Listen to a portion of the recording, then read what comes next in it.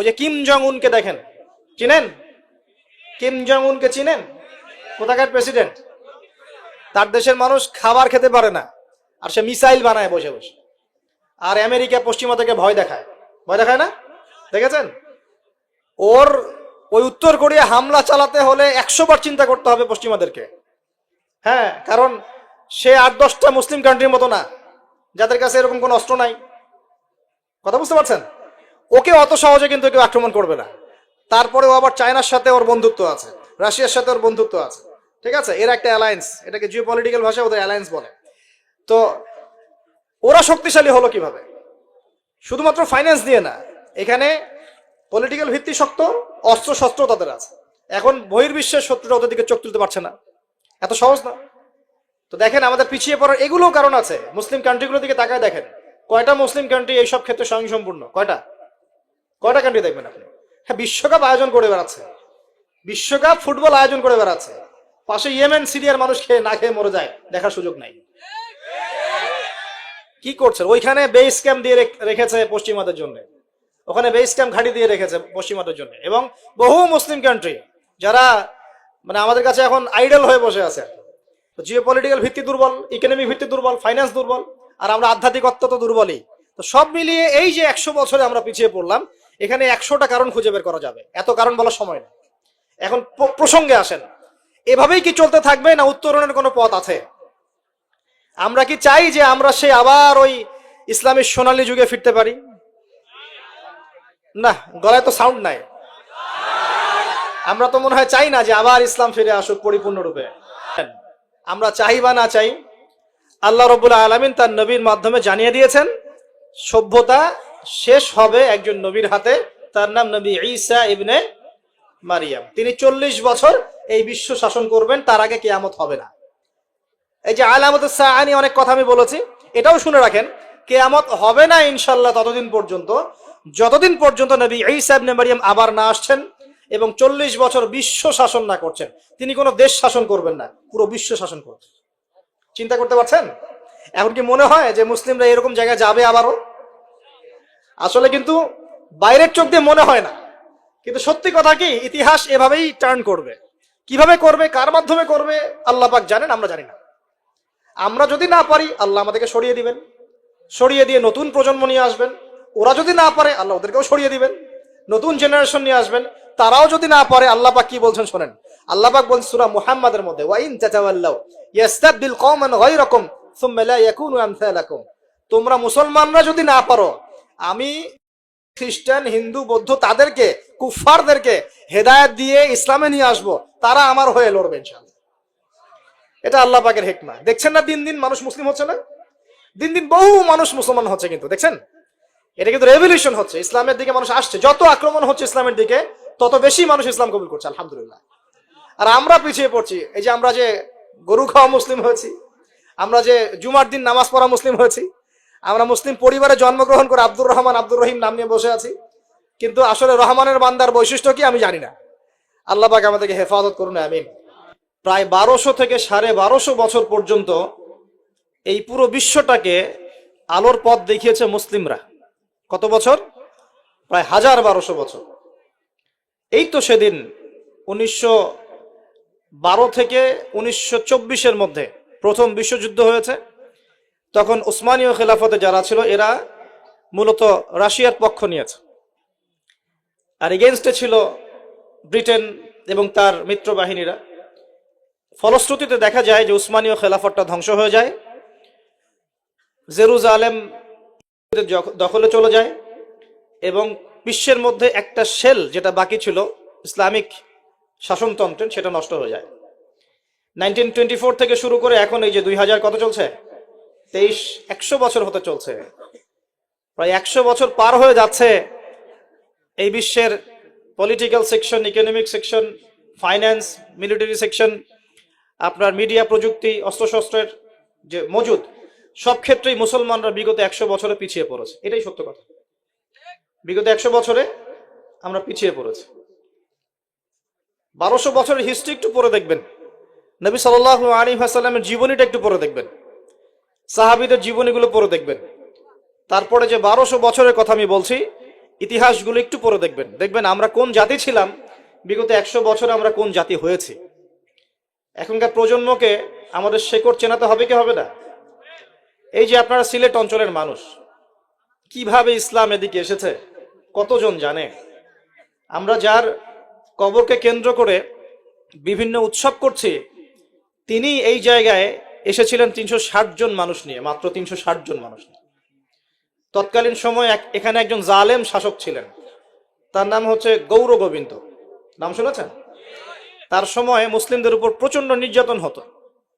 এক ব্যক্তির সন্তান জন্ম হওয়ার ঘটনায় সে গরু জবাই করে মানুষকে খাওয়াতে চেয়েছিল, এতে করে তার সন্তানকে তার চোখের সামনেই জবাই করে মেরে ফেলা হয়েছে।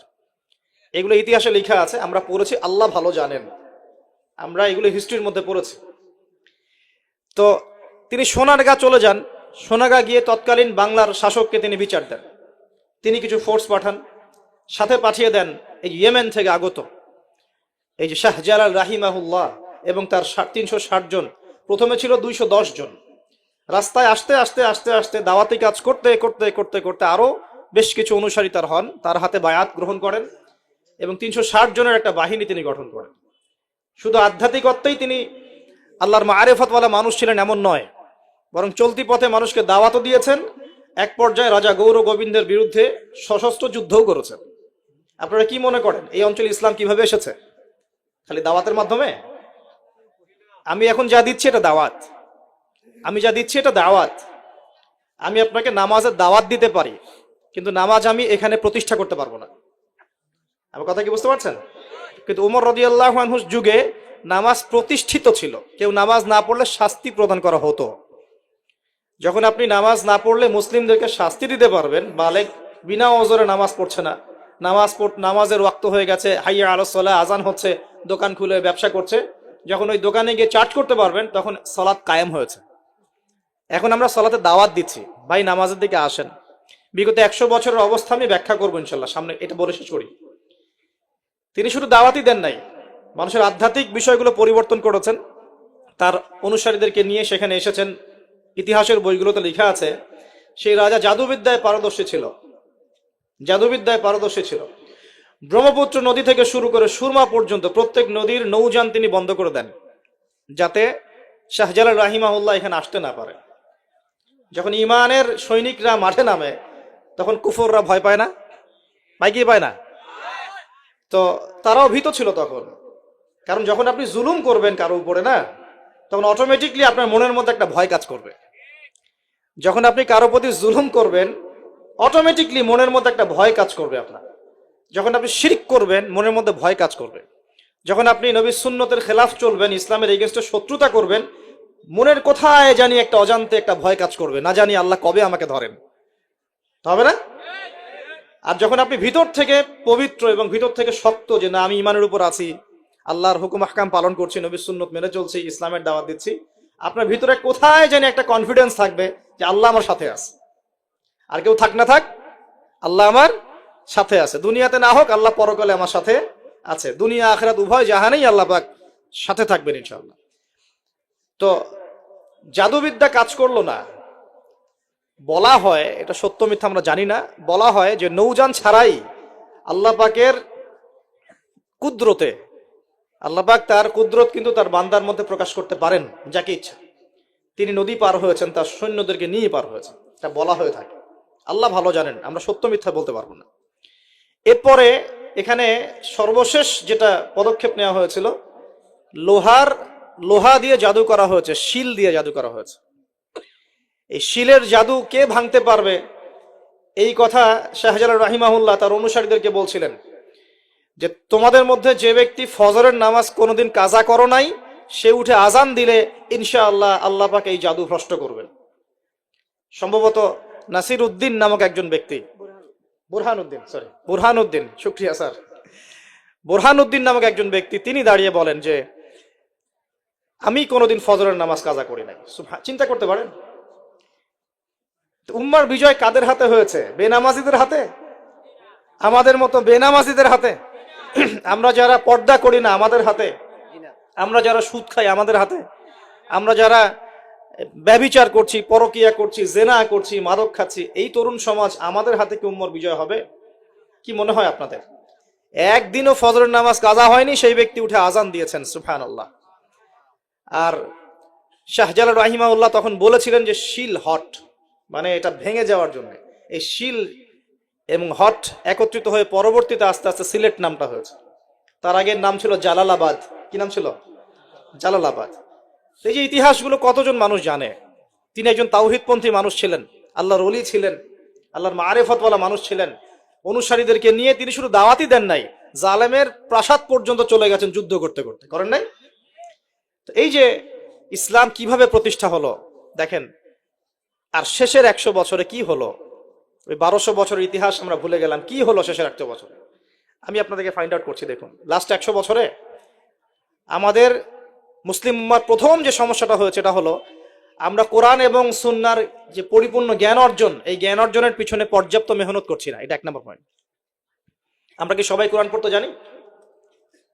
হলফ করে বলতে পারবেন প্রত্যেক ব্যক্তি, আপনারা যারা শুনছেন আমার লেকচার, সবাই কোরআন তেলাওয়াত করতে পারেন বিশুদ্ধ করে? তারপরে যদি জিজ্ঞাসা করি আমরা কতজন কোরআনের অন্তত একটা পারা মুখস্থ করেছি, হাত উঁচু করতে পারবেন? তারপর যদি প্রশ্ন করি আমাদের মধ্যে কতজন জীবনে একটা বার, অন্তত একটা বার আলিফ লাম মিম থেকে মিনাল জিন্নাতি ওয়ান নাস পর্যন্ত অর্থ সহ পড়েছি অন্তত একবার আল্লাহর কিতাব, হাত উঁচু করতে পারবেন? আমাকে উত্তর দেন। তাহলে বিগত 100 বছরের উম্মার অবস্থা এমন হবে না কেন? আমরা কতজন ব্যক্তি 5 ওয়াক্ত নামাজ পড়ি? উঁচু লেভেলের কথাবার্তা বলে আসলে লাভ নাই মাহফিলগুলোতে। আমি এটা শিখেছি মাহফিলে এসে। প্রথম দিকে আমি খুব হাই থটের কিছু লেকচার দিতাম ওয়ার্ল্ড অ্যাফেয়ার্স নিয়ে। পরে দেখলাম যে আসলে আমরা এমন একটা জায়গায় আছি, এখানে আমাকে প্রশাসনের অনেক ভাই অনেক হেল্প করেছে, অনেক রাজনৈতিক নেতৃবৃন্দ আমাকে অনেক হেল্প করেছে, সমাজ নেতা আমাকে অনেক হেল্প করেছে, আমাদের আলেম ওলামাদের মধ্যে অনেকেই হকপন্থী অনেক ওলামায়ে কেরাম আমাকে কাছে ডেকে নিয়ে অনেক হেল্প করেছে। বুঝিয়েছে যে যে কথাগুলো মানুষ বুঝতে পারবে না সেগুলো পাবলিকলি বলার কোনো মানে হয় না। পরে আমিও ফিল করলাম যে আসলেই তাই। যেখানে আমি আলোচনা করছি ওইখানকার মানুষ নামাজ পড়ছে না, আমি সেখানে গিয়ে কিভাবে ইকোনমিক বিষয়গুলো বোঝাবো? আমি এমন একটা জায়গায় লেকচার দিচ্ছি যেখানকার মানুষ কোরআন তেলাওয়াত করতে জানছে না, আমি কিভাবে কোরআনের হুকুম আহকামগুলো প্রতিষ্ঠানের কথা বলবো? আমরা এমন একটা জায়গায় বসে আছি যে আমরা সবাই নবীর সুন্নত অনুযায়ী দাঁড়িয়েও রাখছি না। এটা তো একটা সুন্নত আমল, জীবনের প্রত্যেক ক্ষেত্রে সুন্নতের কথাই বলছি না, নিজের দেহের কথাই বলছি, সেখানেও আমরা পিছিয়ে পড়ছি। তাহলে আমি উঁচু লেভেলের কথাবার্তা কিভাবেই বলতে পারি? তখন নিজেকে আরো গুটিয়ে নিলাম, নিয়ে আবার প্রাথমিক অবস্থা থেকে আলোচনা করা শুরু করলাম। সালাত কেন্দ্রিক, পড়াশোনা কেন্দ্রিক, যাকাত কেন্দ্রিক, সাওম কেন্দ্রিক, শিরক, তাওহীদ, আকীদা, ঈমান, সুন্নত এগুলো কেন্দ্রিক। এই মাহফিলের সিজনে আমি এগুলোই বলেছি, এর বাইরে কিছু বলিনি এখন।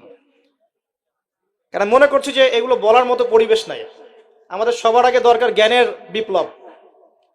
সর্বপ্রথম যেটা প্রয়োজন এই উম্মার সেটা হলো জ্ঞানের বিপ্লব। প্রত্যেক ব্যক্তিকে আল কোরআন তেলাওয়াত করা শিখতে হবে আগে। ওয়াদা করেন, রাজি আছেন কিনা? প্রত্যেক ব্যক্তিকে আল কোরআনুল কারীম বিশুদ্ধ করে তেলাওয়াত করা শিখতে হবে আগে, ইনশাআল্লাহ। ইনশাআল্লাহ যদি আমি আগামী বছর আসি, আমি 5টা কাজ আপনাদেরকে দিয়ে যাচ্ছি। আগামী বছর এসে আমি 5টা কাজ আগে নিব, তারপর আলোচনা হবে। 1 নাম্বার, সবাইকে বিশুদ্ধ কোরআন তেলাওয়াত করা শিখতে হবে, 1 নাম্বার। 2 নাম্বার, অন্তত একবার আলিফ লাম মিম থেকে মিনাল জিন্নাতি ওয়ান নাস পর্যন্ত এই 30 পারা কোরআন অর্থ সহ অন্তত একটা বার পড়ে দেখতে হবে 1 বছরে। পারবেন?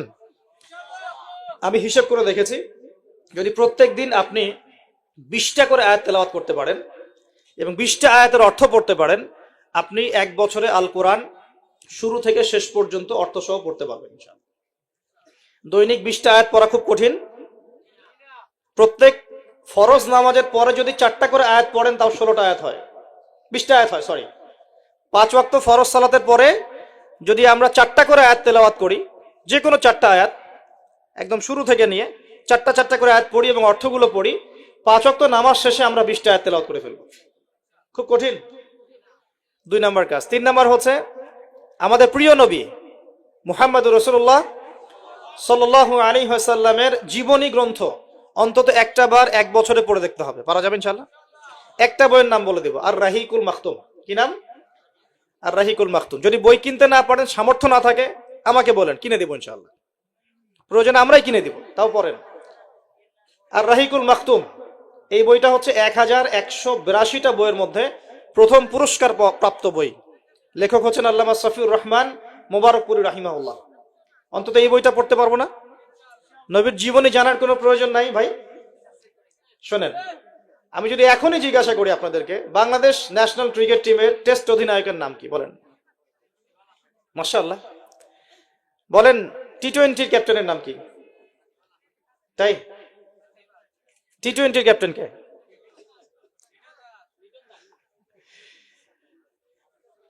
ওডিআই ক্যাপ্টেন কে? আর্জেন্টিনার 3 জন প্লেয়ারের নাম বলতে পারবেন?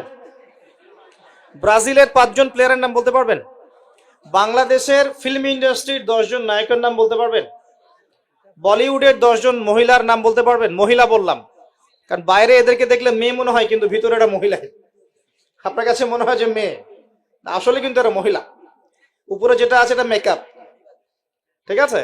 একটা জোক আছে যে বিয়ের সময় মেয়ে এমন মেকআপ করেছে যে বাসর রাত্রে জামাই আর মেয়েকে চিনতে পারছে না, কারণ সে মুখ ধুয়ে আসছে। সে মনে করছে যে কাকে বিয়ে করলাম।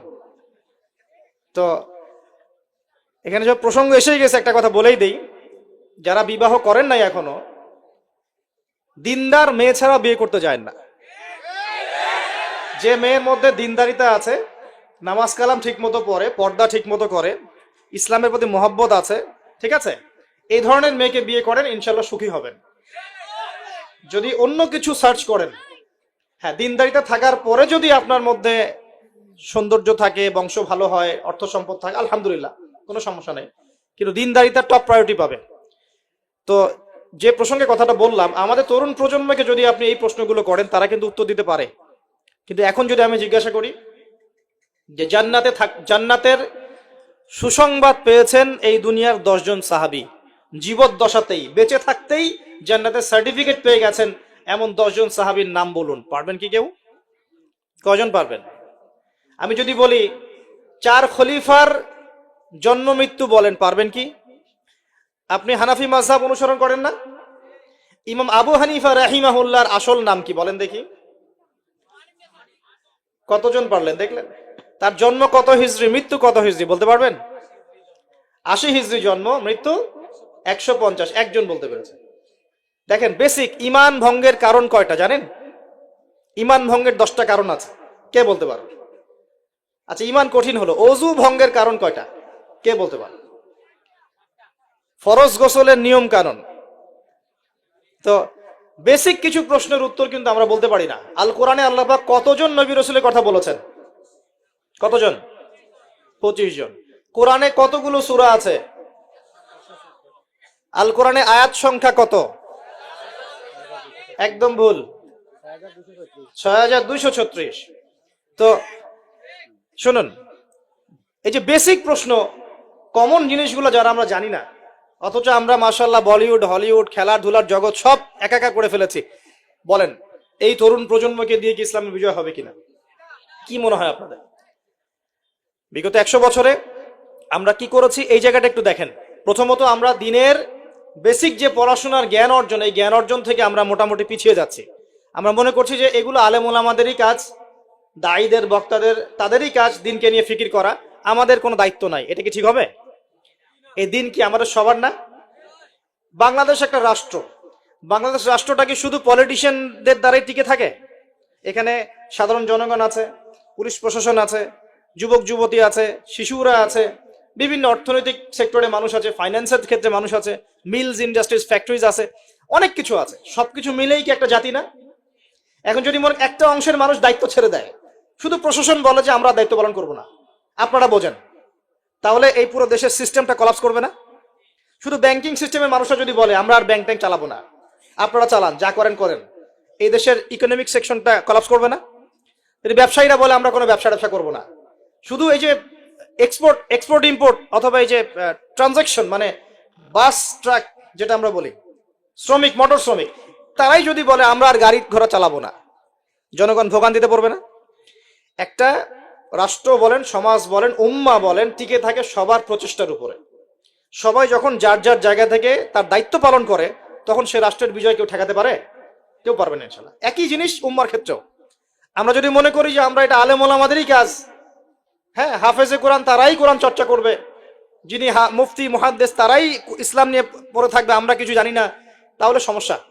আমাদের বেসিক জ্ঞান সবাইকে অর্জন করা উচিত। রাসূল সাল্লাল্লাহু আলাইহি ওয়াসাল্লাম বলছেন, তালাবুল ইলমি ফরিদা আলা কুল্লি মুসলিম, প্রত্যেক মুসলমানের উপরে দ্বীনের জ্ঞান অর্জন করাটা ফরজ করা হয়েছে। আমরা কি পড়াশোনা করবো ইনশাআল্লাহ? একটু বেসিক পড়াশোনা করবেন, কোরআন পড়াটা শিখুন, অন্তত পক্ষে নবী সাল্লাল্লাহু আলাইহি ওয়াসাল্লামের 40টা হাদিস মুখস্থ করেন, বেসিক কিতাবগুলো পড়েন, যেমন রিয়াদুস সালেহিন, বুলুগুল মারাম, মিশকাতুল মাসাবি, হাদিসে আরবাঈন, ফয়জুল কালাম, বেসিক বইগুলো একটু পড়ার চেষ্টা করেন। নবী সিরাতগুলো পড়েন, ইসলামের ইতিহাসগুলো পড়েন, আকীদার বইগুলো পড়েন। এরপরে আপনি কোনো মাসআলায় ঠেকে গেলে ইমাম সাহেব আছেন, আলেম আছেন, মুহাদ্দিস আছেন, মুফতিরা আছেন, তাদেরকে জিজ্ঞাসা করবেন এবং তাদের সাথে পরামর্শ না করে দিন পালন করবেন না, অবশ্যই পরামর্শ করবেন। আল্লাহ পাক তৌফিক এনায়েত করুন। কাজ দিয়ে যাচ্ছি, কোরআন তেলাওয়াত শিখতে হবে, নবীর জীবনী একবার পড়তে হবে, একবার টপ টু বটম কোরআনের অর্থ পড়বেন। আরেকটা কাজ দিব, সেটা হলো নবী সাল্লাল্লাহু আলাইহি ওয়াসাল্লামের 40 হাদিস কমপক্ষে মুখস্থ করতে হবে। পারা যাবে ইনশাআল্লাহ? 1 বছর সময় থাকলো, পারবেন তো ইনশাআল্লাহ? উম্মাহ পিছিয়ে পড়ার কারণ প্রথমত জ্ঞান থেকে পিছিয়ে পড়া।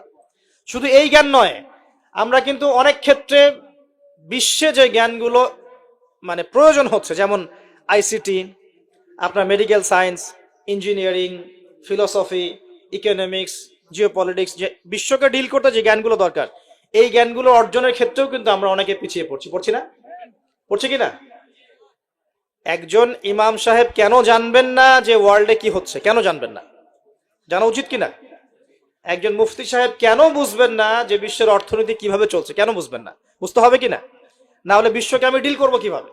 অতএব এই জেনারেল সেকশনের পড়াশোনা এটাও ফেলে দেওয়া যাবে না। আমার কথা বুঝতে পারছেন?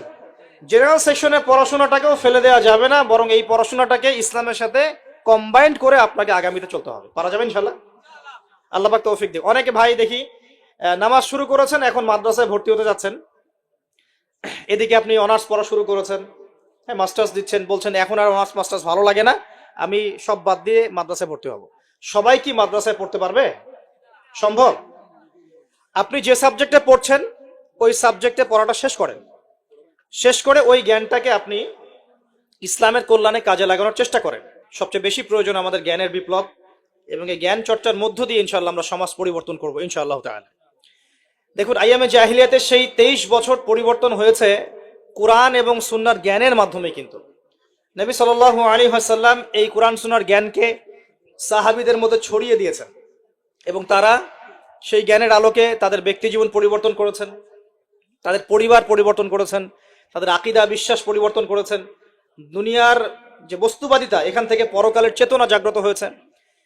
আল্লাহ পাকের আদেশের সামনে আত্মসমর্পণের চেতনা নিয়েছেন। এক পর্যায়ে তারা কিন্তু দিনের জন্য সংগ্রাম করেছেন, কষ্ট স্বীকার করেছেন। প্রয়োজনে তারা কিন্তু মক্কা থেকে হিজরত করে মদিনাতেও চলে গেছেন। মানে তারা সবকিছুই করেছেন, কিন্তু শুরুটা হয়েছিল কি দিয়ে? জ্ঞানের চর্চার মধ্য দিয়ে। তাহলে আমাদের প্রথম কি দরকার ভাই? কোরআন এবং হাদিসের কেন্দ্রিক জ্ঞানের চর্চা। আল্লাহ পাক সবাইকে করার তৌফিক এনায়েত করুন, আমিন। আর এই জ্ঞান চর্চাটার কথা বলি, একা একা হবে না, ওস্তাদ লাগবে কিনা? টিচার লাগবে, ওস্তাদ লাগবে। যে যে সেক্টরে জ্ঞান অর্জন করছেন সেখানকার ওস্তাদদের সাথে সুসম্পর্ক রেখে বরেণ্য উলামায়ে কেরামদের সাথে সহবতে থেকে আপনি জ্ঞানের চর্চা করেন ইনশাআল্লাহ তাআলা। আল্লাহ পাক আপনার জ্ঞানে বরকত দান করুন, আমি দোয়া করি। দ্বিতীয় যে বিষয়টা আমরা পিছিয়ে পড়েছি বিগত 100 বছরে, সেটা হলো আমরা জানি অনেক কিছুই, জানা অনুযায়ী আমল সবাই করি না। এটা হচ্ছে দ্বিতীয় রিজন। আমরা অনেক সময় অনেক বড় বড় কথা বলি, কিন্তু কথা অনুযায়ী কাজ নাই। অনেক কিছু জানি ঠিকই, কিন্তু আমল করতে পারি না। আমরা একটা সূত্র ফলো করলেই জানা অনুযায়ী আমল করতে পারবো ইনশাআল্লাহ। আমি কি সূত্রটা বলে দিব? সূত্রটা হচ্ছে, একজন ব্যক্তিত্ব আছে আমাদের সামনে, সেই ব্যক্তিত্বকে হুবাহু কপি পেস্ট করতে হবে। কাট পেস্ট আছে না, কপি পেস্ট, এরকম কপি পেস্ট করতে হবে একজন ব্যক্তিত্বকে। তার নাম মুহাম্মদ রাসূলুল্লাহ সাল্লাল্লাহু আলাইহি ওয়াসাল্লাম। আজকে রাত্রে লেকচার শুনলেন, বাসায় গিয়ে ঘুমাবেন, এমনি এমনি ঘুমাবেন না। ঘুমানোর আগে বিসমিল্লাহ বলে লাইটটা অফ করবেন, বিছানাটা বিসমিল্লাহ বলে ঝাড়বেন, ঠিক আছে? ওয়াশরুম থেকে পারলে ওযু করে আসবেন, মশারি দিচ্ছেন, লাইটস অফ করছেন, পাত্র যেগুলো আছে সেগুলো একটু ঢেকে রাখবেন বিসমিল্লাহ বলে, দরজা লাগাবেন বিসমিল্লাহ বলে। এরপর 3 বার পড়বেন সূরা ইখলাস একবার, সূরা ফালাক একবার, সূরা নাস একবার পরে হাত একত্রিত করে ফু দিয়ে গা মাসাহ করবেন। এই কাজটা 3 বার করবেন। একবার আয়াতুল কুরসি পড়বেন, সূরা বাকারার 255 নম্বর আয়াত, আল্লাহু লা ইলাহা ইল্লা হুয়াল হাইয়ুল কাইয়ুম, এটা শেষ পর্যন্ত। এরপর সূরা বাকারার শেষের 3টা আয়াত পড়বেন, লিল্লাহি মা ফিস সামাওয়াতি, এখান থেকে ফানসুরনা আলাল কওমিল কাফিরিন পর্যন্ত। তারপর ডান কাতে পাশ ফিরবেন, বলবেন আল্লাহুম্মা বিইসমিকা আমুতু ওয়া আহইয়া।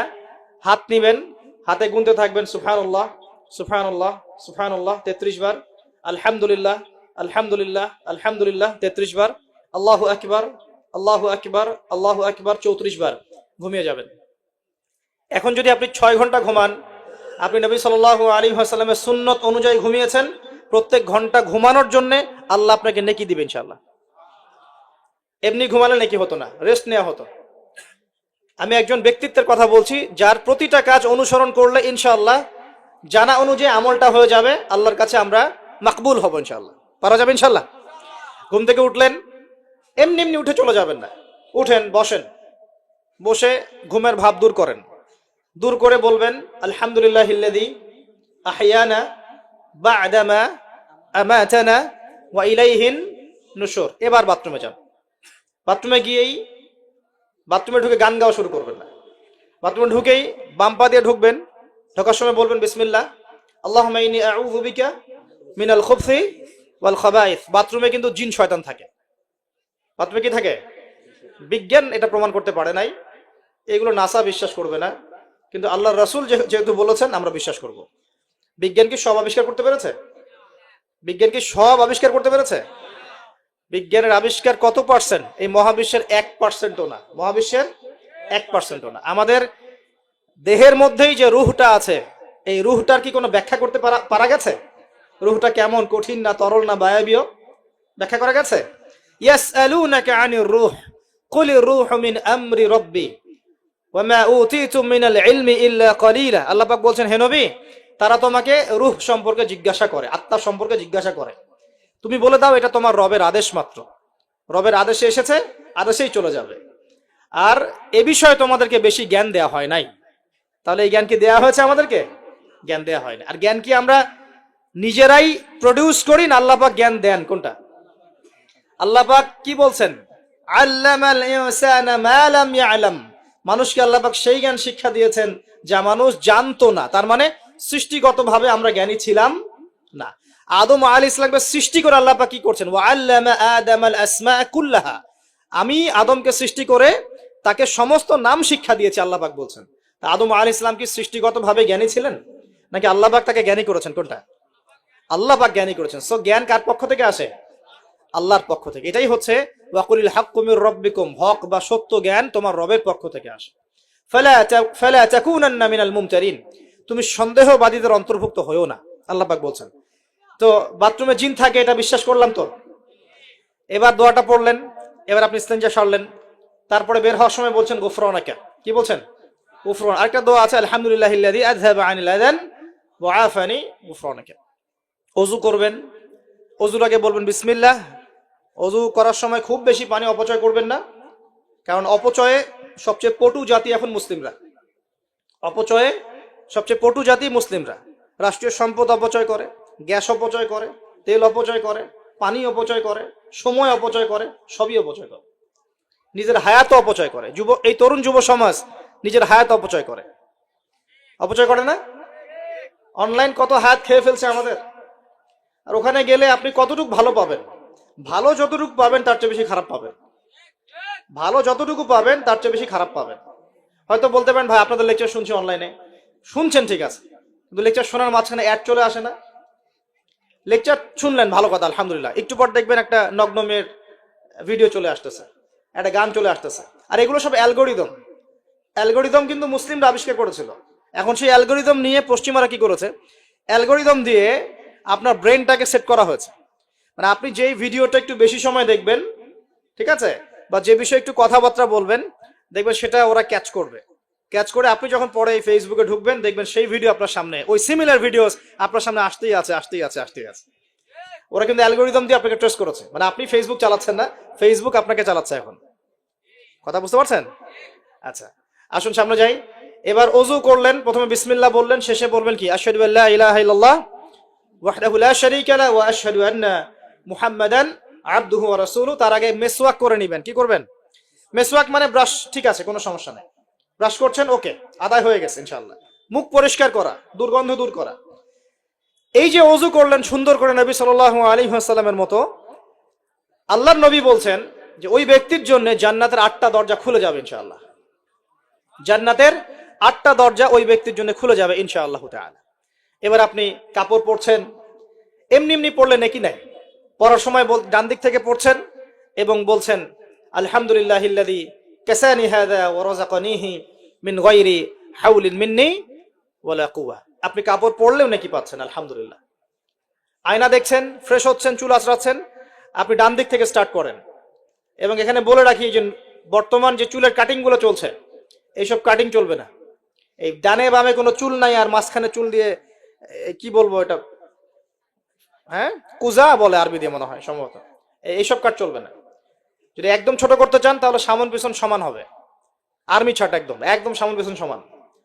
আর না হলে বাবরি, কাঁধ কান কানের লতি এই পর্যন্ত আপনি রাখতে পারেন। যার নাই তার তো প্রশ্নই নাই, যার নাই তার তো আর বলে লাভ নাই। যার আছে, নবীজি বলেছেন সাল্লাল্লাহু আলাইহি ওয়াসাল্লাম, যার চুল আছে সে যেন চুলের যত্ন নেয়। কে বলেছেন? দেখেন, ইসলাম আপনাকে চুল আঁচড়ানো শিখিয়েছে। আপনি ইসলামে কি চাচ্ছেন? ইসলাম এমন একটা দিন বা জীবন ব্যবস্থা যেখানে আপনি জীবনের প্রতিটা বিষয়ের সমাধান তো পাবেনই, ইভেন আপনি চুল কেমন করে আঁচড়াবেন সেটাও ইসলাম আপনাকে শিখাবে ইনশাআল্লাহ।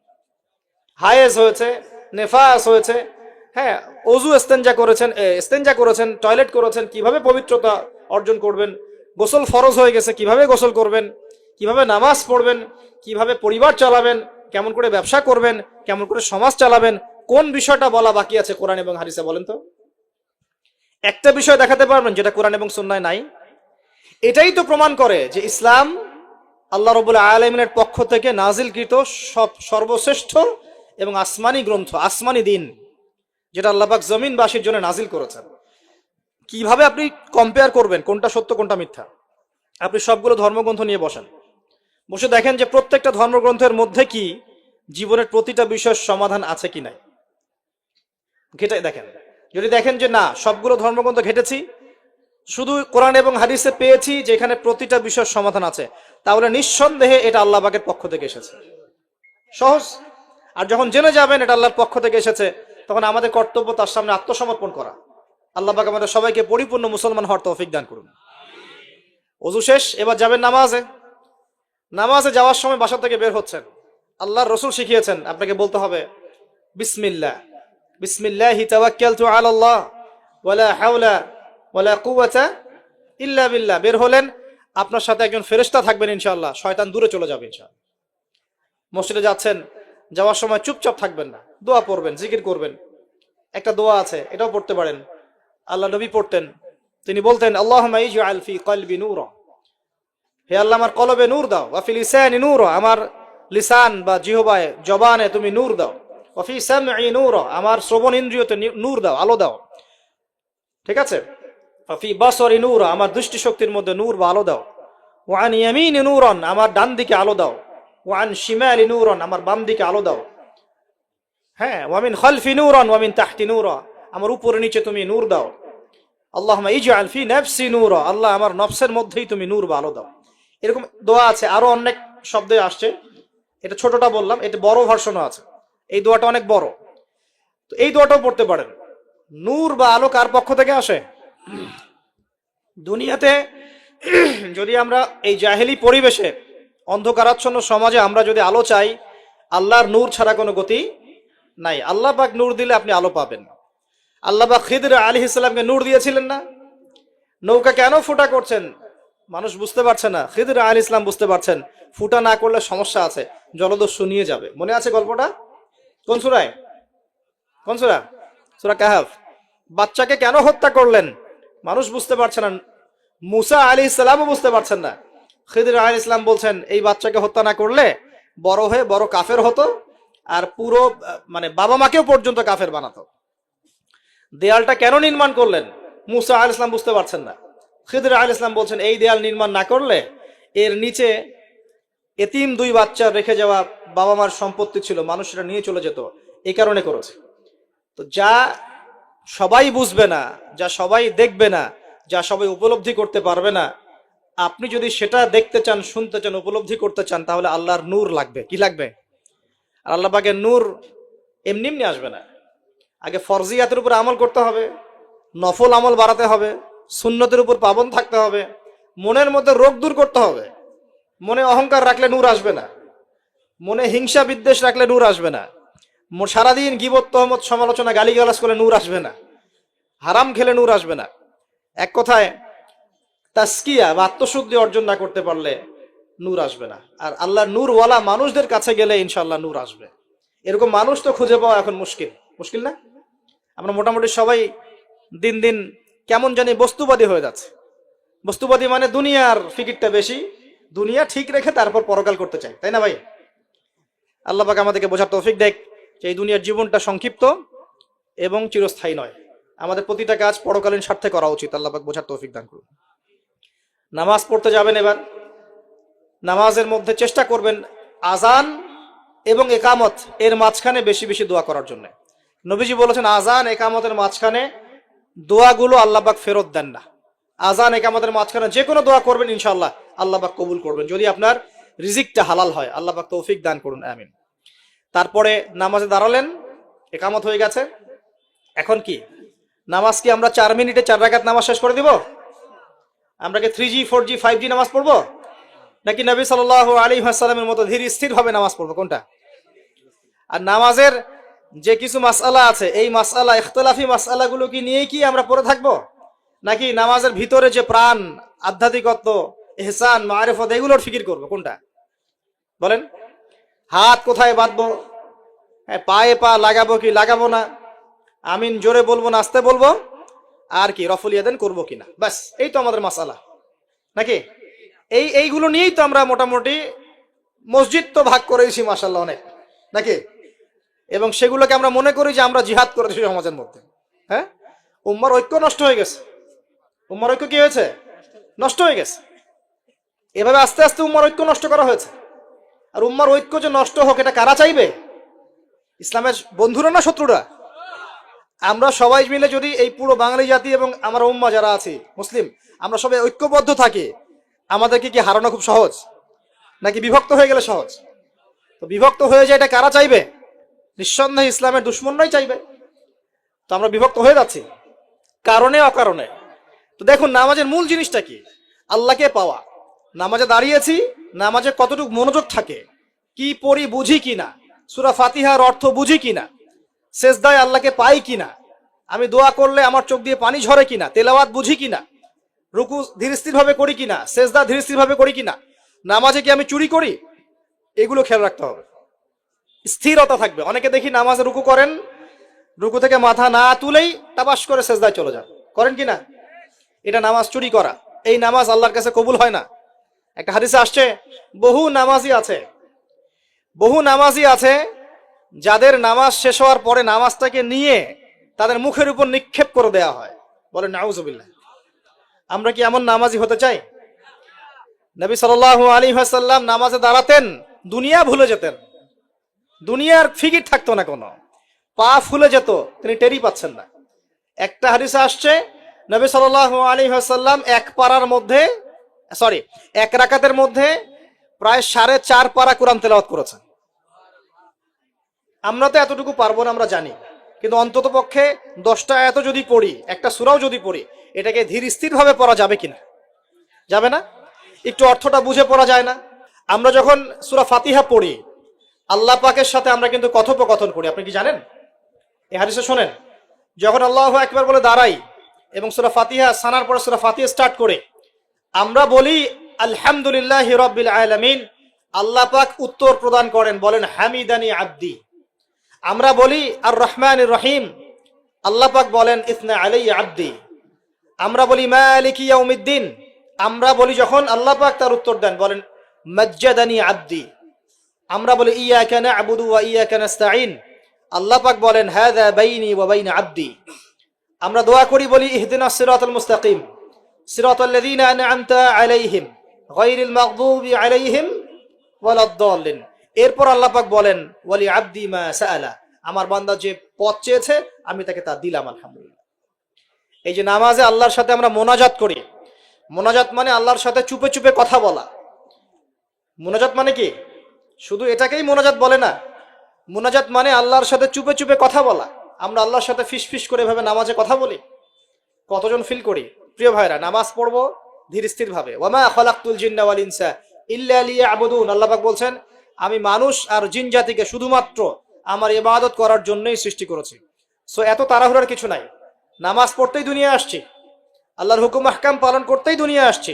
একটু হোক না দোকানটা 5টা মিনিট পরেই না হয় খুললেন, ঠিক আছে, ক্ষেত খামারে 5টা মিনিট পরেই না হয় গেলেন, কি এমন হয়ে যাবে? ফরজ নামাজটা অন্তত পক্ষে ধীর স্থির ভাবে পড়েন, বাসায় গিয়ে আপনি সুন্নত পড়তে পারেন, কোনো সমস্যা নেই। নফল নামাজ আপনি ইচ্ছা মতো পড়েন, আল্লাহ পাক তৌফিক দান করুন। নামাজ শেষ, নামাজ শেষ হয়ে আমরা কি উঠে চলে আসব, নাকি একটু সুন্নত আছে? নামাজ শেষ করার পর আরো সুন্নত আছে। নামাজ শেষ করার পরে একবার বলতে হয় আল্লাহু আকবার, তারপর 3বার বলতে হয় আস্তাগফিরুল্লাহ আস্তাগফিরুল্লাহ আস্তাগফিরুল্লাহ, একবার বলতে হয় আল্লাহুম্মা আনতাস সালাম ওয়া মিনকাস সালাম তাবারাকতা ইয়া যাল জালালি ওয়াল ইকরাম, আরো বলতে হয় আল্লাহুম্মা আইন্নি আলা যিকরিকা ওয়া শুকরিকা ওয়া হুসনি ইবাদাতিকা। এগুলো পড়তে হবে না? গুরুত্বপূর্ণ সুন্নত। যখন সুন্নতের উপর আমল না করব তখন তো সারা জীবনে সুন্নত প্রতিষ্ঠা হবে না। তারপরে একবার আয়াতুল কুরসি পড়তে হয়। নবীজি বলেছেন সাল্লাল্লাহু আলাইহি ওয়াসাল্লাম, যে ব্যক্তি প্রত্যেক ফরজ নামাজের পর আয়াতুল কুরসি তেলাওয়াত করে মৃত্যু ছাড়া জান্নাতে যাওয়ার জন্য কোনো বাধা নাই তার, আলহামদুলিল্লাহ। মরে গেলে জান্নাতে চলে যাবে ইনশাআল্লাহ। এরপরে আরো আছে আল্লাহুম্মা লা মানি লিমা আ'তাইত ওয়া লা মু'তি লিমা মানা'ত ওয়া লা ইয়ানফা'ু যাল জাদ্দি মিনকাল জাদ। আরো অনেক দোয়া কালাম আছে। 33 বার সুবহানাল্লাহ, 33 বার আলহামদুলিল্লাহ, 33 বার আল্লাহু আকবার, তারপর কালিমা শাহাদা, তারপরে একবার সূরা ফালাক, একবার সূরা নাস, একবার সূরা ইখলাস। এগুলো পড়ে উঠে আসবেন। আমরা কিন্তু এই সুন্নগুলোর চাইতে এখন ওই মোনাজাতকে বেশি গুরুত্ব দেই, তাই না? মোনাজাত করলেন, উঠে চলে গেলেন, তা সুন্নতগুলো আমল করবে কে? মোনাজাত তো অপেক্ষায় বসে আছেন, সালাম ফিরানো হয়ে গেছে, ব্যাস মোনাজাত 1 মিনিট শেষ, আলহামদুলিল্লাহ শেষ করলেন, কিন্তু সুন্নতগুলো আমল করবে কে? সুন্নতটা কি সরে গেল না? আমি তর্ক করতে আসিনি এই বিষয় নিয়ে, করেন বুঝলাম, আপনি করেন, ঠিক আছে করেন, কিন্তু সুন্নত আমলটা করবে কে? এই জিকির আজগার তাসবিহ তাহলিল গুলো কে পড়বে? তাহলে ওগুলো তো পড়তে হবে নাকি? ওগুলো তো পড়তে হবে। তাসবিহ তাহলিল জিকির আজগার শেষ করেন, আল্লাহ পাক তৌফিক এনায়েত করুন, আমিন। এরপরে আসেন, এবার যে নামাজ থেকে বের হয়ে গেলাম, এখন কেউ যাবে চাকরি ক্ষেত্রে, কেউ ব্যবসায়, কেউ পড়াশোনায়, হ্যাঁ, কেউ সমাজে, বিভিন্ন জন বিভিন্ন জায়গায় চলে যাব না নামাজ শেষে? আচ্ছা, এখন ঘুমালাম নবীর মতো, উঠলাম নবীর মতো, দাঁত ব্রাশ করলাম, মাশাআল্লাহ, মেসওয়াক করলাম, ওযু করলাম, ইস্তিনজা করলাম, নামাজে গেলাম, নামাজও পড়লাম, সবকিছু নবীর মতোই করলাম সাল্লাল্লাহু আলাইহি ওয়াসাল্লাম। এখন কি ব্যবসায় গিয়ে মাপে কম দিতে পারবো? বলেন, কথা বলেন। এখন আসল জায়গায় আসেন। নামাজ তো আলহামদুলিল্লাহ পড়লাম, জিকির আজগার করলাম, তাসবিহ তাহলিল করলাম, কুরআনও তেলাওয়াত করলাম, মাশাআল্লাহ, আল্লাহ পাককে বলে আসলাম আল্লাহ তোমারই ইবাদত করি, তোমার কাছেই সাহায্য চাই, আর কারো কাছে চাই না। এখন কি বের হয়ে আমি যখন চাকরিতে যাব বা ব্যবসায় যাব বা অন্য সেকশনে যাব, এখন কি আমি ব্যবসায় গিয়ে মাপে কম দিতে পারবো কিনা? এখন কি আমি পণ্যে ভেজাল দিতে পারবো কিনা? এখন কি আমি মিথ্যা কসম করে পণ্য বিক্রি করতে পারবো কিনা? এখন চাকরি ক্ষেত্রে গেলে আমি কি ঘুষ নিতে পারবো কিনা? আমি কি সুদ খাইতে পারবো কিনা? আমি কি বাজারে কৃত্রিম সিন্ডিকেট তৈরি করতে পারবো কিনা? বাজারে একটা রেট চলছে, আমরা পলিসি করে দামটাকে মজুত করে বাড়াই দিলাম, মানুষকে একটা ভোগান্তিতে ফেললাম, পারবো কিনা? এখানে গিয়ে আমানতের খেয়ানত করতে পারবো কিনা? দায়িত্ব অবহেলা করতে পারবো কিনা? এখানে গিয়ে আমি দুনিয়ার সামান্য স্বার্থে পরকাল বিসর্জন দিতে পারবো কিনা? পারবো? যদি পারি তাহলে আমরা শুধু নামাজে মুসলিম হয়েছি, জীবনের সব ক্ষেত্রে এখনো মুসলিম হতে পারি নাই। আর যদি আমরা জীবনের সব ক্ষেত্রে মুসলমান হতে পারি তাহলে ইসলামের বিজয় আসবে ইনশাআল্লাহ। আমার কথা কি বোঝা যাচ্ছে না কঠিন হচ্ছে? এখন পরিবারে আসলাম, তো পরিবারটা ইসলামী আদর্শে করবো না? আমার বাচ্চা কাচ্চা ইসলাম শিখবে না? আমাদের বাসার মেয়েরা মায়েরা পর্দা করবে না? আমার বাসায় তালিম থাকবে না? নাকি অপসংস্কৃতি থাকবে? নামাজ পড়ে এসেই রিমোটটা নিয়ে বসে যাব এই বেহায়া সিরিয়াল দেখার জন্য, নাকি মোবাইল ফোনে ঢুকে যাব পর্নোগ্রাফি দেখার জন্য? নামাজ পড়ে বের হয়ে কি সিগারেট ধরাবো? বন্ধুদের পাল্লায় বসে মাদকের আসরে বসবো? নাকি মেয়ের পিছনে ঘুরবো?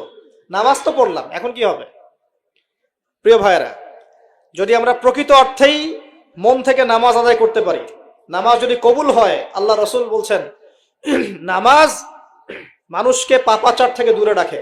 আল্লাহ পাকও বলছেন ইন্না সালাত তানহা আনিল ফাহশাই ওয়াল মুনকার, নিশ্চয়ই নামাজ মানুষকে সমস্ত পাপাচার থেকে দূরে রাখবে ইনশাআল্লাহ।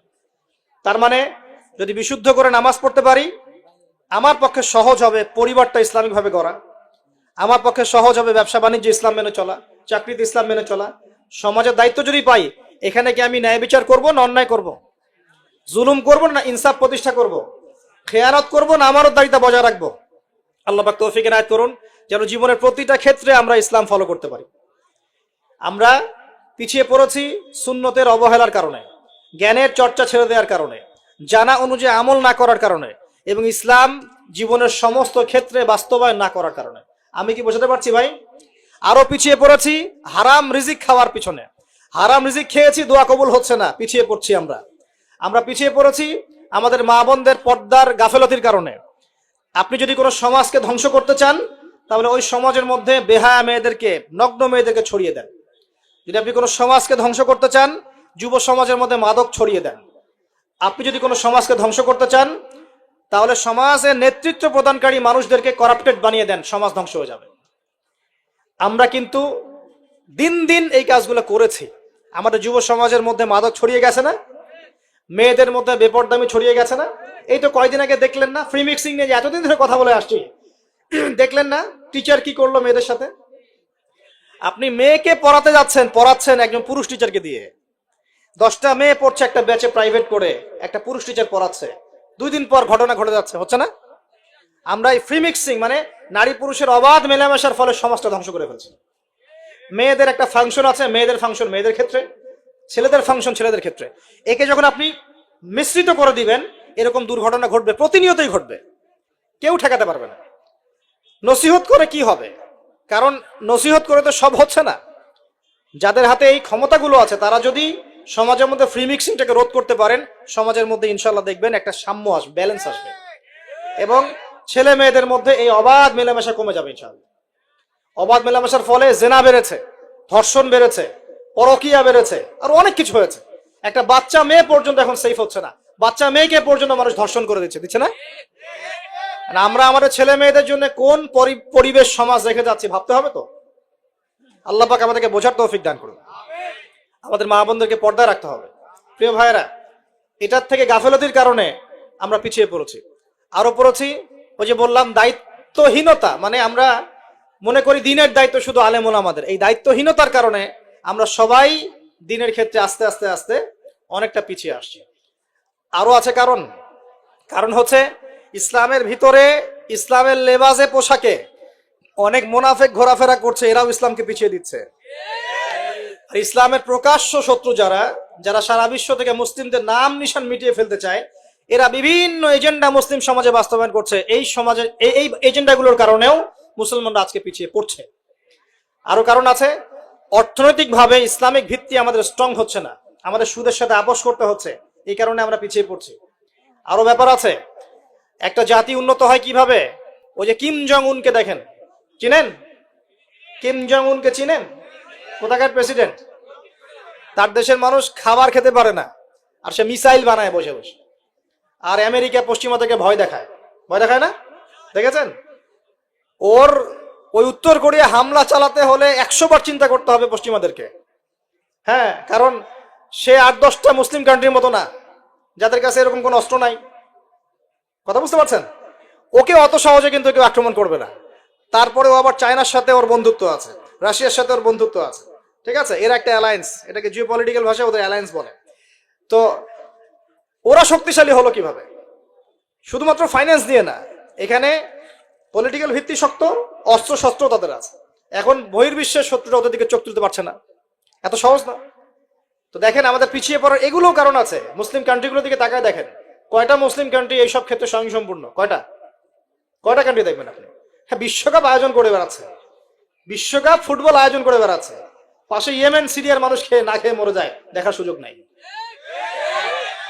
কি করছে? ওইখানে বেস ক্যাম্প দিয়ে রেখেছে পশ্চিমাদের জন্য, ওখানে বেস ক্যাম্প ঘাঁটি দিয়ে রেখেছে পশ্চিমাদের জন্য। এবং বহু মুসলিম কান্ট্রি যারা মানে আমাদের কাছে এখন আইডল হয়ে বসে আছে। জিও পলিটিক্যাল ভিত্তি দুর্বল, ইকোনমিক ভিত্তি দুর্বল, ফাইন্যান্স দুর্বল, আর আমরা আধ্যাত্মিকত্ব তো দুর্বলই। তো সব মিলিয়ে এই যে 100 বছরে আমরা পিছিয়ে পড়লাম, এখানে 100টা কারণ খুঁজে বের করা যাবে, এত কারণ বলার সময় নেই। এখন প্রসঙ্গে আসেন, এভাবেই কি চলতে থাকবে না উত্তরণের কোনো পথ আছে? আমরা কি চাই যে আমরা সে আবার ওই ইসলামের সোনালী যুগে ফিরতে পারি? না, গলায় তো সাউন্ড নাই। আমরা তো মনে হয় চাই না যে আবার ইসলাম ফিরে আসুক পরিপূর্ণরূপে। আমরা চাই বা না চাই, আল্লাহ রাব্বুল আলামিন তার নবীর মাধ্যমে জানিয়ে দিয়েছেন সভ্যতা শেষ হবে একজন নবীর হাতে, তার নাম নবী ঈসা ইবনে মারিয়াম। তিনি 40 বছর এই বিশ্ব শাসন করবেন, তার আগে কিয়ামত হবে না। এই যে আলামাতুস সাআ নিয়ে অনেক কথা আমি বলেছি, এটাও শুনে রাখেন, কিয়ামত হবে না ইনশাআল্লাহ ততদিন পর্যন্ত যতদিন পর্যন্ত নবী ঈসা ইবনে মারিয়াম আবার না আসছেন এবং 40 বছর বিশ্ব শাসন না করছেন। তিনি কোনো দেশ শাসন করবেন না, পুরো বিশ্ব শাসন করছেন। চিন্তা করতে পারছেন? এখন কি মনে হয় যে মুসলিমরা এরকম জায়গায় যাবে আবারও? আসলে কিন্তু বাইরের চোখ দিয়ে মনে হয় না, কিন্তু সত্যি কথা কি, ইতিহাস এভাবেই টার্ন করবে। কিভাবে করবে, কার মাধ্যমে করবে, আল্লাহ পাক জানেন, আমরা জানি না। আমরা যদি না পারি, আল্লাহ আমাদেরকে সরিয়ে দিবেন, সরিয়ে দিয়ে নতুন প্রজন্ম নিয়ে আসবেন। ওরা যদি না পারে, আল্লাহ ওদেরকেও সরিয়ে দিবেন, নতুন জেনারেশন নিয়ে আসবেন। তারাও যদি না পারে, আল্লাহ পাক কি বলছেন শোনেন। আল্লাহ পাক বলছেন সূরা মুহাম্মাদের মধ্যে, ওয়া ইন তাতাওয়াল্লাউ ইয়াস্তাবদিল কওমান গায়রাকুম সুম্মা লা ইয়াকুনু আমসালাকুম। তোমরা মুসলমানরা যদি না পারো, আমি খ্রিস্টান, হিন্দু, বৌদ্ধ তাদেরকে, কুফফারদেরকে হেদায়েত দিয়ে ইসলামে নিয়ে আসবো, তারা আমার হয়ে লড়বে ইনশাআল্লাহ। এটা আল্লাহ পাকের হিকমা। দেখছেন না দিন দিন মানুষ মুসলিম হচ্ছে না, দিন দিন বহু মানুষ মুসলমান হচ্ছে, কিন্তু দেখছেন এটা কিন্তু রেভলিউশন হচ্ছে, ইসলামের দিকে মানুষ আসছে। যত আক্রমণ হচ্ছে ইসলামের দিকে, তত বেশি মানুষ ইসলাম কবুল করছে, আলহামদুলিল্লাহ। আর আমরা পিছিয়ে পড়ছি। এই যে আমরা যে গরু খাওয়া মুসলিম হয়েছি, আমরা যে জুমার দিন নামাজ পড়া মুসলিম হয়েছি, আমরা মুসলিম পরিবারে জন্মগ্রহণ করে আব্দুর রহমান, আব্দুর রহিম নাম নিয়ে বসে আছি, কিন্তু আসলে রহমানের বান্দার বৈশিষ্ট্য কি আমি জানি না। আল্লাহ পাক আমাদেরকে হেফাজত করুন, আমিন। হতাশ হব না আমরা ইনশাআল্লাহ। একবার, খালি একবার যদি তওবা করে ফিরে আসি, আল্লাহ পাক দুনিয়াও দিবে ইনশাআল্লাহ, আখিরাতও দিবে ইনশাআল্লাহ। খালি একবার বলতে হবে, আস্তাগফিরুল্লাহাল্লাযী লা ইলাহা ইল্লা হুয়াল হাইয়ুল কাইয়্যুম ওয়া আতুবু ইলাইহি। আল্লাহ, জীবনে যা পাপ করেছি মাফ করে দাও, আগামী জীবনে হায়াতের রিজিকে বরকত দাও, এবং পুরো জীবন যেন ইসলাম পালন করতে পারি, প্রচার করতে পারি, প্রসার করতে পারি, মানুষের মাঝখানে দিনের ভালো কথা বলতে পারি। আল্লাহ পাক দিনের বিজয় যেন অংশ নিতে পারি, সে তৌফিক আল্লাহ পাক দান করুন। আল্লাহ পাক কবুল করার মালিক না? একটা কাপড় ধুতে 1 বালতি পানি লাগে, কিন্তু জীবনের সমস্ত গোনাহ ধুয়ে ফেলতে চোখের 1 ফোঁটা পানি যথেষ্ট ইনশাআল্লাহ। আল্লাহ পাক কবুল করুন, আমিন। কিভাবে উত্তরণ হবে? উত্তর 1 নাম্বার, ভাই 10টা পয়েন্ট বলবো, জাস্ট 10টা, জাস্ট বলে দিচ্ছি। বিস্তারিত ব্যাখ্যা আপনারা পরে নিজেরা স্টাডি করবেন। প্রথম কথা হচ্ছে, আমাদের সবাইকে তওবা করে ফিরে আসতে হবে। পারবো ইনশাআল্লাহ? আল্লাহ পাক বলেন, তুবু ইলাল্লাহি জামিআন আইয়ুহাল মুমিনুন। হে মুমিনগণ, তোমরা একসাথে ঐক্যবদ্ধভাবে আল্লাহর কাছে তওবা করো, আল্লাহ তোমাদেরকে সফল করবে ইনশাআল্লাহ তাআলা। আমরা তওবা করি, বলি আস্তাগফিরুল্লাহ আল্লাযী লা ইলাহা ইল্লা হুয়াল হাইয়ুল কাইয়্যুম ওয়া আতুবু ইলাইহি। আমরা আল্লাহর কাছে তওবা করছি যে আমরা সারা জীবন যে পাপ করেছি, আল্লাহ পাক যেন মাফ করে দেন, এবং আমাদের নেক হায়াতে যেন আল্লাহ পাক বরকত দান করেন, এবং আমাদেরকে পুরো জীবন যেন ইসলাম পালন করার তৌফিক দান করেন। মধ্যমপন্থী হবেন, চরমপন্থী হবেন না, ইসলামের নামে কোনো সন্ত্রাসী কর্মকাণ্ডে যাবেন না, আবার শৈথিলতাবাদী হবেন না, গোলালু মার্কা মানে সব তরকারিতে গা ভাসিয়ে দিবেন না। মধ্যমপন্থী থাকবেন, ইনশাআল্লাহ দেখবেন ইসলামের বিজয় হবে ইনশাআল্লাহ। আল্লাহ পাক তৌফিক এনায়েত করুন। 1 নাম্বার কাজ, তওবা করে ফিরে আসা। 2 নাম্বার, আমাদের সবাইকে দ্বীনের জ্ঞান চর্চা করতে হবে। রাজি আছেন ইনশাআল্লাহ? আল্লাহ পাক তৌফিক এনায়েত করুন, আমিন। 3 নাম্বার, অবশ্যই জানা অনুযায়ী সবাইকে আমল করার চেষ্টা করতে হবে, নবীর সুন্নত বাস্তবায়ন করতে হবে। তৌফিক এনায়েত করুন আল্লাহ পাক, আমিন। আল্লাহ পাক আমাকে আগে তৌফিক দান করুন, এরপর আপনাদের সবাইকে তৌফিক দান করুন, যাতে করে আমরা দিনের 24 ঘন্টা প্রতিটা কাজ নবী সাল্লাল্লাহু আলাইহি ওয়াসাল্লামের সুন্নাহ মতো করতে পারি, আমিন। 4 নাম্বার, আমাদের সবাইকেই হালাল রিজিক খাওয়ার চেষ্টা করতে হবে। হালাল রিজিক অল্প হলেও এটাতেই তুষ্ট থাকতে হবে। যদি আমাদের 20,000, 30,000, 50,000 টাকায় মাস চলে যায়, বাইরের দিকে তাকার দরকার নাই, এটুকু সন্তুষ্ট থাকি, দুনিয়ার জীবন ইনশাআল্লাহ কেটে যাবে ইনশাআল্লাহ। যার 1 তালা বাড়ি আছে, 2 তালার স্বপ্নে বিভোর হওয়ার প্রয়োজন নাই, 5 তালা আছে, 10 তালার স্বপ্নে বিভোর হওয়ার দরকার নাই। যা আছে সন্তুষ্ট থাকেন, হালালে সন্তুষ্ট থাকেন, ইনশাআল্লাহ এতেই আল্লাহ পাক বরকত দিবেন ইনশাআল্লাহ। আল্লাহ পাক কবুল করুন, আমিন। আল্লাহ পাক ধনী হতে নিষেধ করেন নাই, অর্থ উপার্জন করতেও নিষেধ করেন নাই, কিন্তু মালের হকটা আদায় করতে হবে। আত্মীয়দের হক, পরিবারের হক, প্রতিবেশীর হক, জাকাত, ওসর, ফিতরা, দান সদকা, এই যে দিনের জন্য ব্যয় করা রিজিক থেকে, এগুলো আদায় করলে আপনি ধনী হতে কোনো সমস্যা নেই। বরং উসমান গনি রাদিয়াল্লাহু আনহু কি করেছিলেন, তাবুক যুদ্ধের দিন 30,000 সৈন্যের মধ্যে 10,000 সৈন্যের দায়িত্ব একাই নিয়েছেন। সুবহানাল্লাহ। 3 মাসের যুদ্ধ, মানে 3 মাসের পথ, যাওয়া আসা 3 মাসের পথ, ওই সময় তো এত ফাস্ট ছিল না। 3 মাসের যাওয়া আসার রাস্তা, 30,000 সৈন্য, 1/3 খাওয়া পরা অস্ত্র শস্ত্র সব দায়িত্ব নিয়েছেন একজন ব্যক্তি, উসমান রাদিয়াল্লাহু আনহু। তাহলে কত বড় ধনী ছিলেন চিন্তা করে দেখি একটু। কিভাবে ধনী হয়েছেন? সুদ খেয়েছিলেন না ব্যবসা করেছেন? এই দেখেন, ইয়ামহাকুল্লাহু রিবা ওয়া ইউরবিস সাদাকাত, আল্লাহ পাক সদকায়ে বরকত দেন, রিবাকে ধ্বংস করে দেন। আর যারা সুদখোর তারা বলে ইন্নামাল বাইউ মিসলু রিবা, সুদ আর ব্যবসা একই জিনিস, তারা বলে। আল্লাহ পাক বলছেন ওয়া আহাল্লাল্লাহুল বাই'a ওয়া হাররামা রিবা, আল্লাহ পাক সুদকে হারাম করেছেন, ব্যবসাকে কি করেছেন? হালাল। ওসমান রাদিয়াল্লাহু আনহু ব্যবসায়ী ছিলেন, ব্যবসা করে দেখেন কি করেছেন, আলহামদুলিল্লাহ। দুর্ভাগ্য, এটা দুঃখজনক যে নিজের টাকা খরচ করে রুমা কূপ করে দিয়েছেন, সেই কূপ থেকে মানুষ তাকে শেষ বয়সে পানি পান করতে দেয় নাই, জানেন? এই হলো ইসলামের ইতিহাস। প্রিয় ভাইরা, হালাল খাওয়ার চেষ্টা করি, আল্লাহ পাক তৌফিক এনায়েত করুন, আমিন। 5 নাম্বার হচ্ছে আমাদের পরিবারটা গড়তে হবে আদর্শ পরিবার। আমাদের পরিবারের মধ্যে বেইসলামী কোনো কিছু স্থান দেওয়া যাবে না। দেশ রাষ্ট্র বিশ্ব কই যায় যাক, নিজের পরিবার আগে। আমার ছেলে কি করছে, মেয়ে কি করছে, স্ত্রী পর্দা করে কিনা, বাসায় তালিম আছে কিনা, বাসায় সবাই নামাজে কিনা, এই বিষয়গুলো খেয়াল রাখতে হবে। একদম গা ভাসিয়ে দিবেন না, ছেলেকে স্মার্টফোন দিয়েছেন, ব্যাস ছেলে বড় হয়ে গেছে। মেয়েকে বাইরে বের করে দিয়েছেন, কোথায় যাচ্ছে কি করছে খোঁজ নিচ্ছেন না, এগুলো খারাপ। অ্যাক্সিডেন্ট হয়ে যাবে, পরে আফসোস করে পস্তায় লাভ হবে না। আল্লাহ পাক বোঝার তৌফিক দেখ। স্ত্রীকে নসিহত করবেন, বাসায় তালিম, আপনি বাসার কর্তা, বাসায় হাদিসের বই নিয়ে আপনি পড়তে বসবেন, স্ত্রীকে নিয়ে বসবেন, মেয়েকে নিয়ে বসবেন, ছেলেকে নিয়ে বসবেন, বসে আপনি হাদিসের বই পড়বেন, তারা শুনবে, আপনি কোরআন পড়বেন, তারা শুনবে। পারিবারিক তালিম চালু করতে হবে, আল্লাহ পাক তৌফিক দান করুন। তারপরে আরো যে কাজগুলো, সেটা হলো আমাদের সবাইকেই কমপক্ষে পার্ট টাইম দাওয়াতি কাজ করতে হবে। ফুল টাইম না হোক, কমপক্ষে পার্ট টাইম সবাইকে দাওয়াতি কাজ করতে হবে। রাজি আছেন ইনশাআল্লাহ? দাওয়াতি কাজ করতে গেলে 2টা সুন্নত, 1 সৎ কাজে আদর্শ করতে হবে, অসৎ কাজে নিষেধ করতে হবে। শুধু সৎ কাজে আদেশ করলাম, অসৎ কাজে নিষেধ করলাম না, এই দাওয়াতে খুব একটা ফল হবে না। এই দাওয়াতে কি হবে, দুনিয়ার জীবনে কোনো বালা মুসিবত আসবে না। শুধু সৎ কাজে আদেশ করতে থাকেন, দুনিয়ার জীবনে কোনো বালা মুসিবত, বিপদ আপদ, গীবত, তহমত, সমালোচনা কিচ্ছু শুনতে হবে না, সবাই আপনাকে মাথায় তুলে রাখবে। আর যখন আপনি সৎ কাজে আদেশ করবেন, পাশাপাশি অসৎ কাজেও নিষেধ করবেন, তখন সমস্যা হতে পারে। কিন্তু এটাই নবীদের সুন্নাত, কুনতুম খায়রা উম্মাহ উখরিজাত লিন-নাস, তোমরা শ্রেষ্ঠ উম্মত, তোমাদেরকে বের করা হয়েছে মানব জাতির কল্যাণের জন্য। সূরা আলে ইমরান 110 নম্বর আয়াত। তোমাদের কাজ 3টা, তা'মুরুনা বিল মা'রুফ, তোমরা সৎ কাজে আদেশ করবে, ওয়া তানহাউনা আনিল মুনকার, অসৎ কাজে নিষেধ করবে, ওয়া তু'মিনুনা বিল্লাহ, এবং আল্লাহর প্রতি ঈমান রাখবে। আল্লাহ পাক তৌফিক দান। এরপর 8 নাম্বার হচ্ছে আমাদের পরবর্তী প্রজন্ম যারা, আমাদের সন্তান-সন্ততি যারা আছে, ওদেরকে ছোটবেলা থেকেই আগামী বিশ্বের জন্য উপযোগী করে মানুষ করতে হবে। আল্লাহ পাক তৌফিক দান করুন, আমিন। 9 নাম্বার, আমাদের সবাইকে আল্লাহ পাক কিছু প্রতিভা দিয়েছেন, কাউকে লেখার ক্ষমতা, কাউকে বলার, কাউকে অর্থ সম্পদ, কাউকে ক্ষমতা। যাকে আল্লাহ পাক যা দিয়েছেন, এই জিনিসটাকে আল্লাহ নিয়ামত মনে করে ইসলামের স্বার্থে ব্যয় করলে দিনের বিজয় হবে ইনশাআল্লাহ। পারা যাবেন ইনশাআল্লাহ?